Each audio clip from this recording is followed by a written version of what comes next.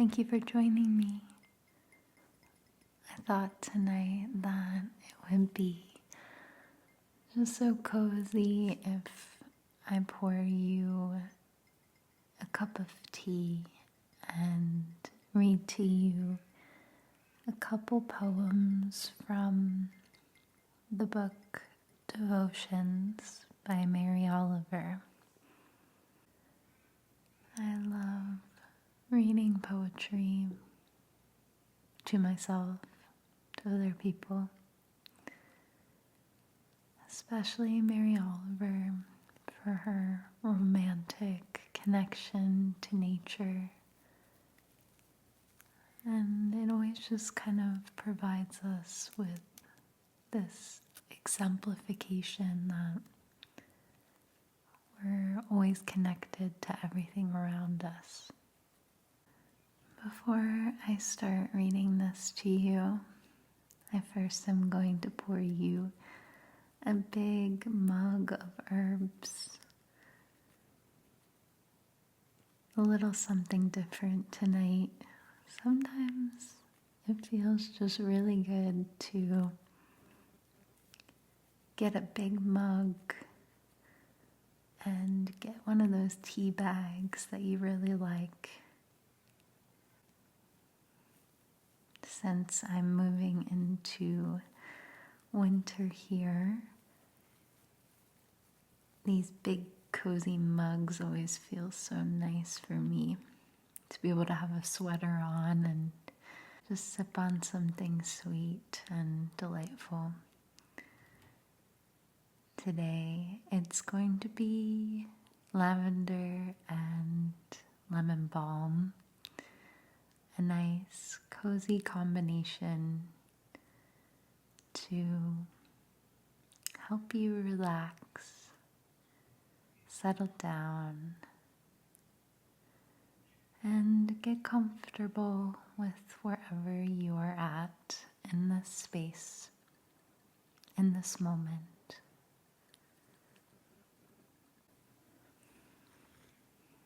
And when you are ready, just take a few gentle breaths,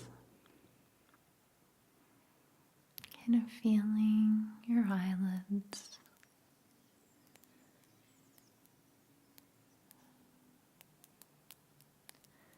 feeling the tips of your fingers,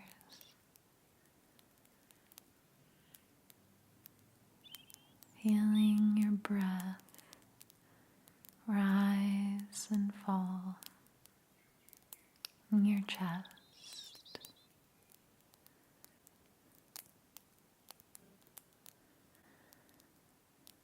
And before we get started, we're just going to visualize, you know how a dog, when it comes in from the rain, will shake vigorously to get the water off. I just want to kind of offer that visualization or this idea of being able to shake off whatever we experienced today, whether that be something really amazing and delightful and made us really excited, or maybe it's a challenge we moved through. Whatever it may be, just kind of offering this time to be able to shake that off and be able to arrive for us to settle into a place of rest, a place of restoring and revitalizing ourselves, and just giving ourselves the chance to kind of wipe the slate clean. Maybe start fresh and feel like we can move forward if that's where we're at. So if you'd like, just envision anything that feels stuck or maybe that you're thinking a lot about. And just envision all of those thoughts, words, and ideas. Just envision them falling off of you now.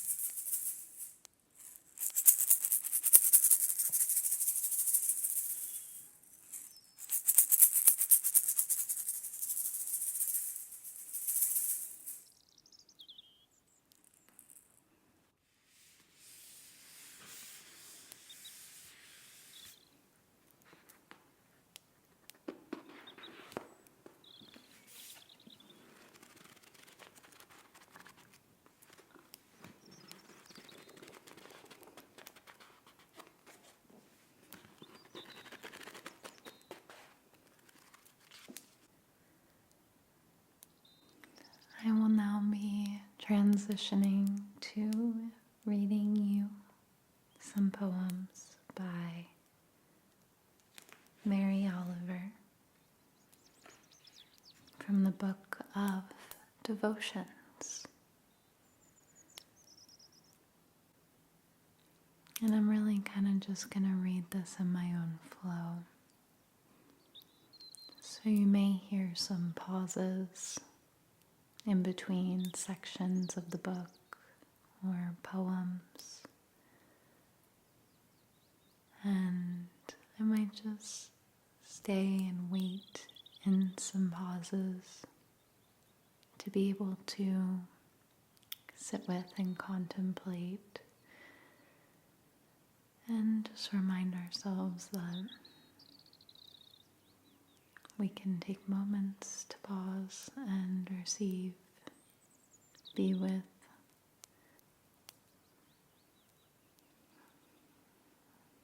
I hope that you enjoy this as much as I do. On thy wondrous works I will meditate. 1.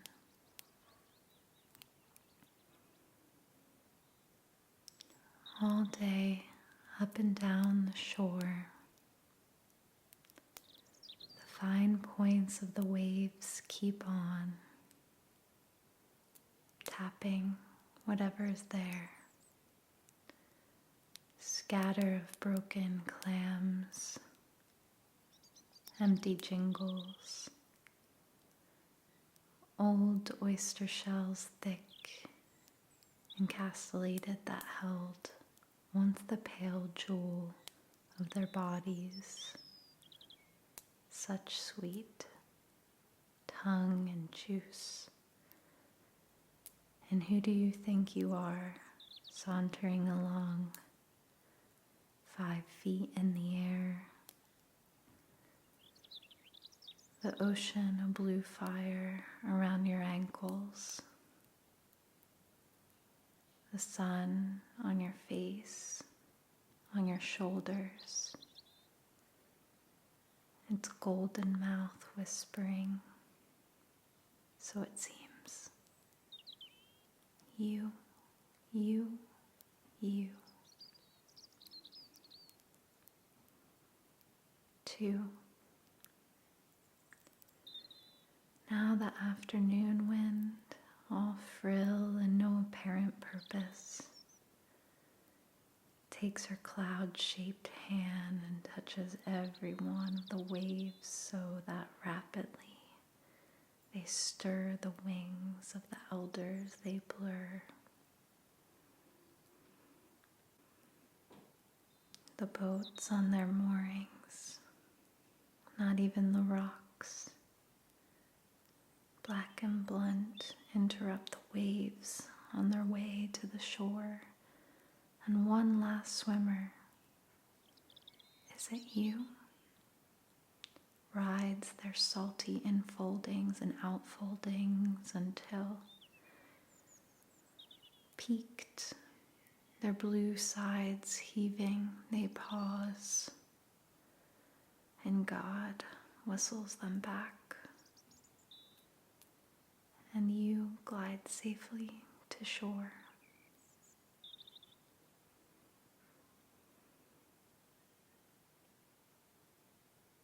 3.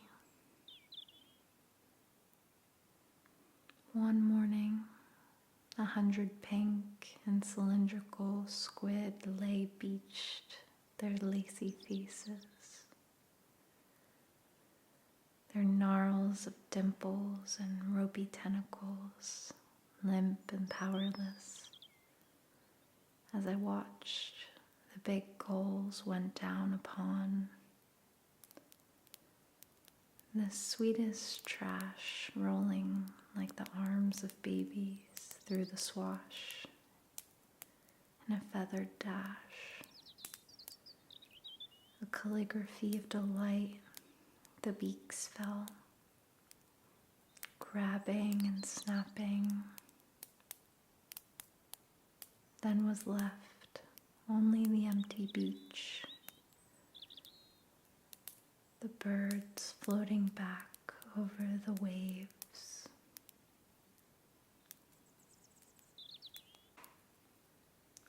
Four. How many mysteries have you seen in your lifetime? How many nets pulled full over the boat's side, each silver body ready or not falling into submission? How many roses in early summer uncurling above the pale sands, then falling back in unfathomable willingness. And what can you say? Glory to the rose and the leaf, to the seed, to the silverfish. Glory to time and the wild fields, and to joy, and to grief's shock and torpor, its near swoon.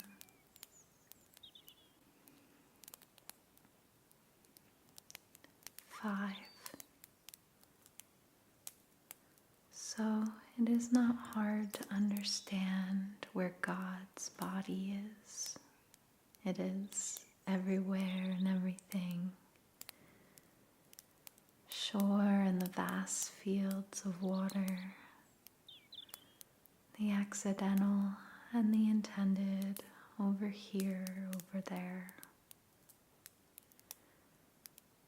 And I bow down, participate, and attentive. It is so dense and apparent, and all the same, I'm still unsatisfied. Standing here now, I am thinking, not of his thick wrists and his blue shoulders, but still of him. Where, do you suppose, is his pale and wonderful mind?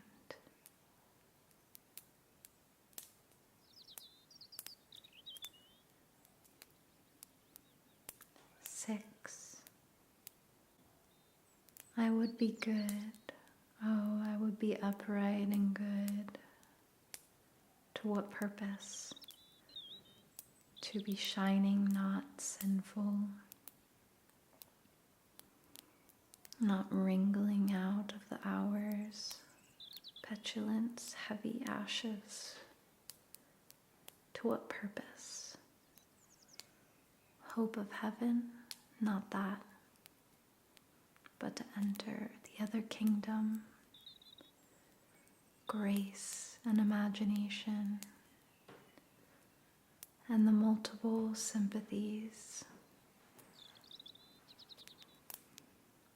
To be as a leaf, a rose, a dolphin, a wave rising.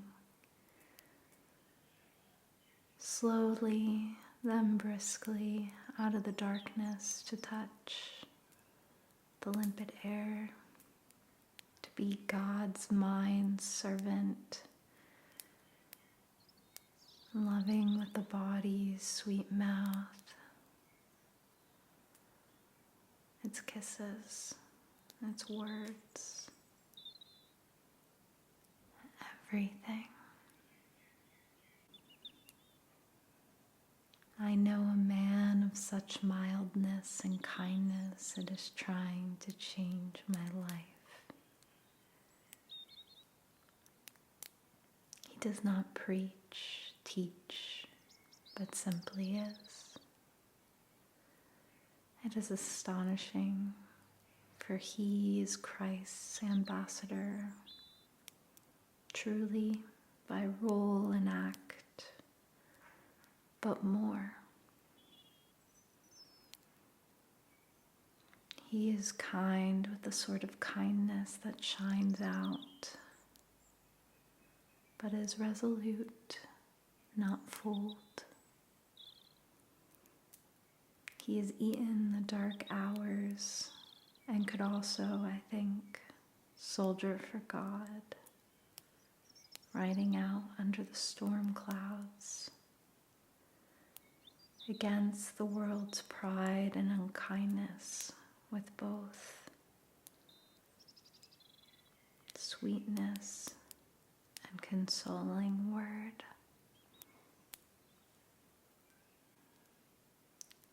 8. Every morning I want to kneel down on the golden cloth of the sand and say some kind of musical thanks for the world that is happening again, another day. From the shawl of wind coming out of the west to the firm green flesh of the melon lately sliced open and eaten, its chill and ample body flavored with mercy. I want to be worthy of what? Glory? Yes, unimaginable glory. O Lord of melons of mercy, though I am not ready nor worthy, I am climbing toward you.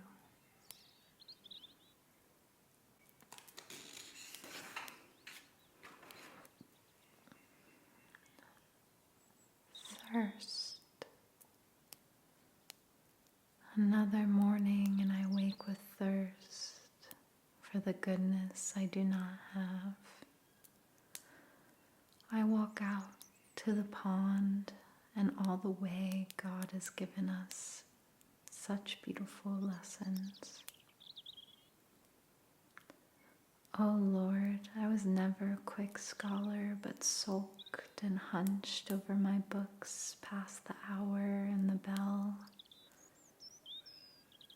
Grant me in your mercy a little more time.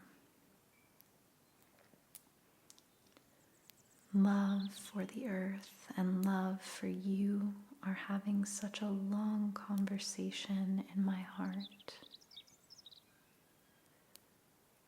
Who knows what will finally happen or where I will be sent? Yet already I have given a great many things away, expecting to be told to pack nothing, except the prayers which, with this thirst, I am slowly learning. Hum. What is this dark hum among the roses? The bees have gone simple, sipping, that's all. What did you expect? Sophistication? They're small creatures, and they are filling their bodies with the sweetness. How could they not moan in happiness? The little worker bee lives, I have read, about 3 weeks. Is that long? Long enough, I suppose, to understand that life is a blessing. I have found them, haven't you? Stopped in the very cups of the flowers, their wings a little tattered, so much flying about to the hive, then out into the world, then back,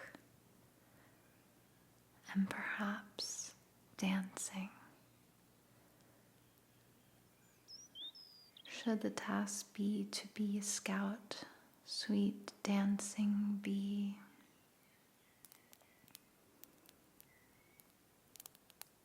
I think there isn't anything in this world I don't admire. If there is, I don't know what it is. I haven't met it yet, nor expect to. The bee is small, and since I wear glasses, so I can see the traffic and read books, I have to take them off and bend close to study and understand what is happening. It's not hard. It's in fact as instructive as anything I have ever studied. Plus, 2, it's love almost too fierce to endure. The bee nuzzling like that into the blouse of the rose, and the fragrance, and the honey, and of course the sun, a purely pure sun shining all the while over all of us.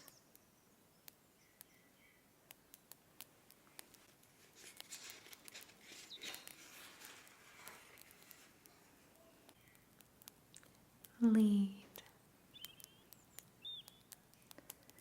Here is a story to break your heart.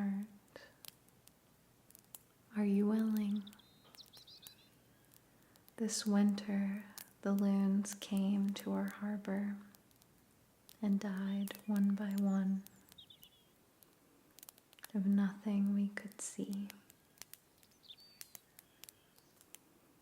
A friend told me of one on the shore that lifted its head and opened the elegant beak and cried out in the long, sweet savoring of its life, which, if you've heard it, you know is a sacred thing, and for which, if you have not heard it, you had better hurry to where they still sing. And believe me, tell no one just where that is. The next morning, this loon, speckled and iridescent and with a plan to fly home to some hidden lake, was dead on the shore. I tell you this to break your heart, by which I mean only that it break open and never close again to the rest of the world.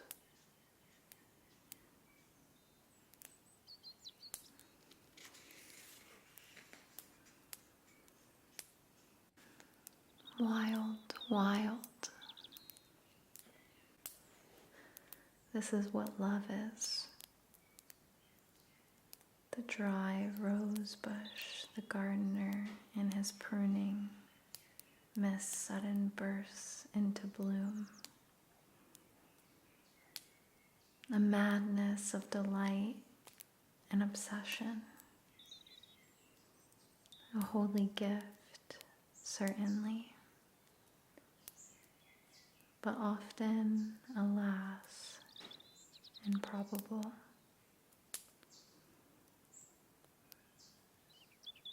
Why couldn't Romeo have settled for someone else? Why couldn't Tristan and Isolde have refused the shining cup, which would have left peaceful the whole kingdom? Wild sings the bird of the heart in the forests of our lives. Over and over, Faust, standing in the garden, doesn't know anything that's going to happen. He only sees the face of Marguerite, which is irresistible. And wild, wild sings the bird.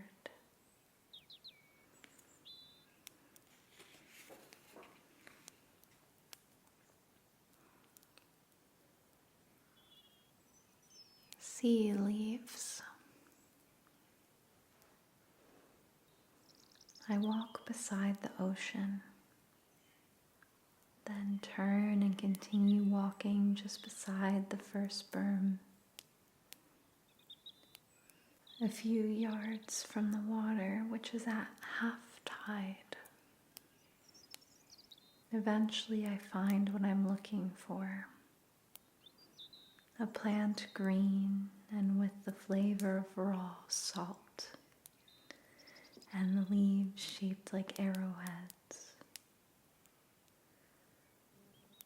But before that, down the long shore, I've seen many things. Shells, waves, once a pair of whimbrels, gulls and terns over the water, rabbits long-legging it through the thickets above the berm. I kneel and pick among the green leaves, not taking all of any plant, but a few leaves from each, until my knapsack is filled. Keep your spinach, I'll have this. Then I stroll home. I'll cook the leaves briefly.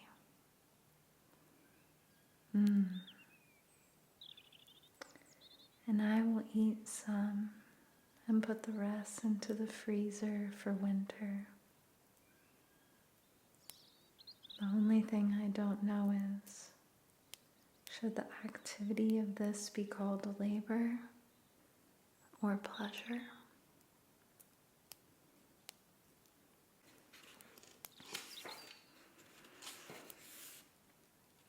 Mindful.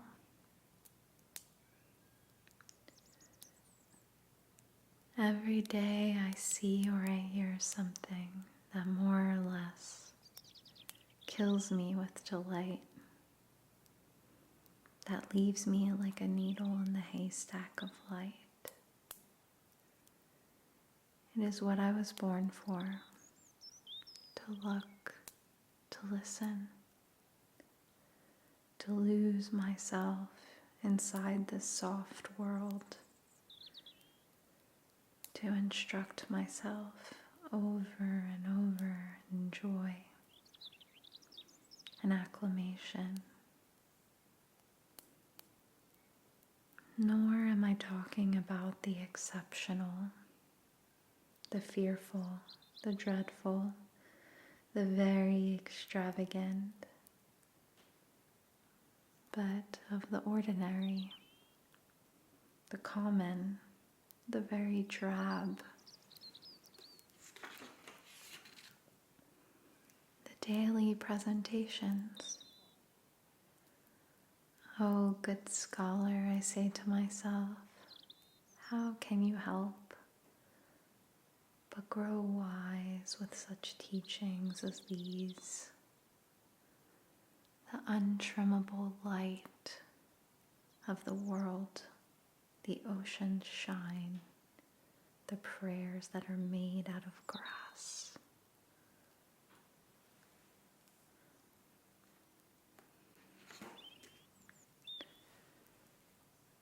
Lingering in happiness.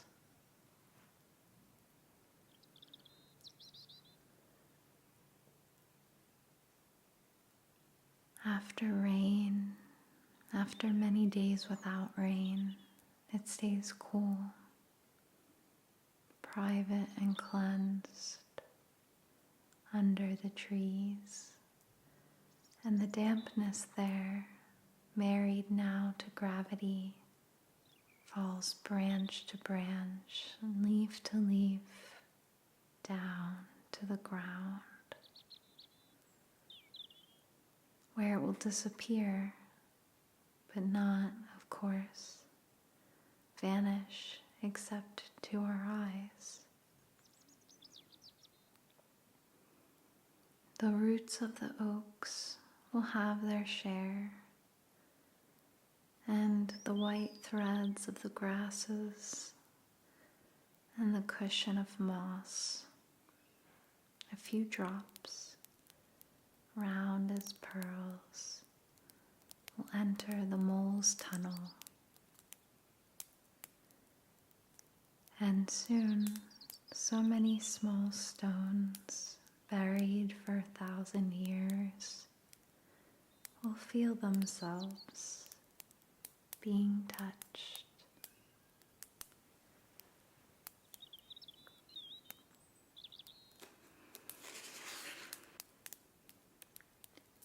Beans. They're not like peaches or squash. Plumpness isn't for them. They like being lean, as if for the narrow path. The beans themselves sit quietly inside the green pods. Instinctively, one picks with care, never tearing down the fine vine, never not noticing their crisp bodies, or feeling their willingness for the pot, for the fire. I have thought sometimes that something, I can't name it, watches as I walk the rows, accepting the gift of their lives to assist mine.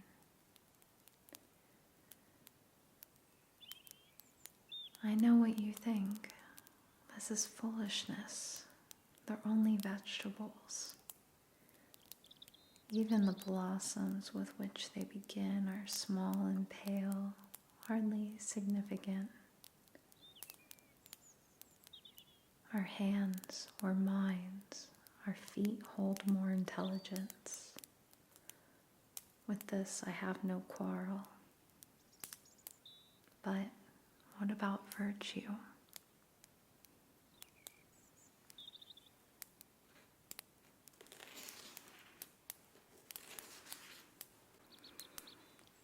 I'm going to read one more poem for you for this evening. hope that you've enjoyed taking in these sweet, soft contemplations from devotions and can maybe apply them or see them in your everyday life or however you would like to relate to them. This last one is called the Dipper. Once I saw in a quick falling white veined stream among the leafed islands of the wet rocks a small bird, and knew it.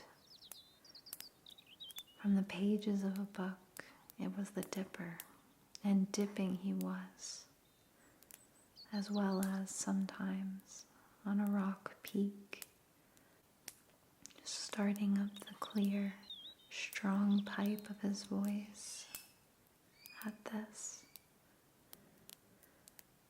there being no words to transcribe, I had to bend forward, as it were, into his frame of mind, catching everything I could in the tone,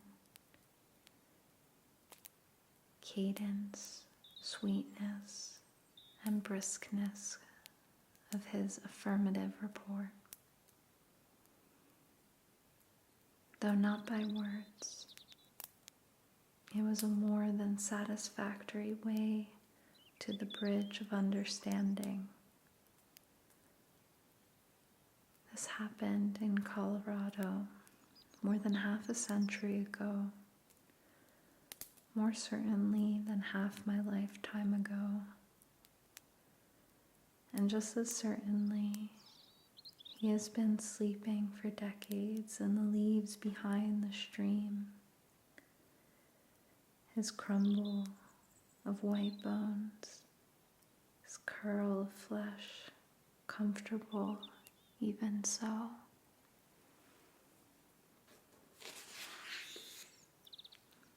And still I hear him. And whenever I open the ponderous book of riddles, he sits with his black feet hooked to the page, his eyes cheerful, still burning with water love. And thus the world is full of leaves and feathers, and comfort and instruction. I do not even remember your name, great river. But since that hour I have lived simply in the joy of the body, as full and clear as falling water, the pleasures of the mind, like a dark bird dipping in and out, tasting and singing.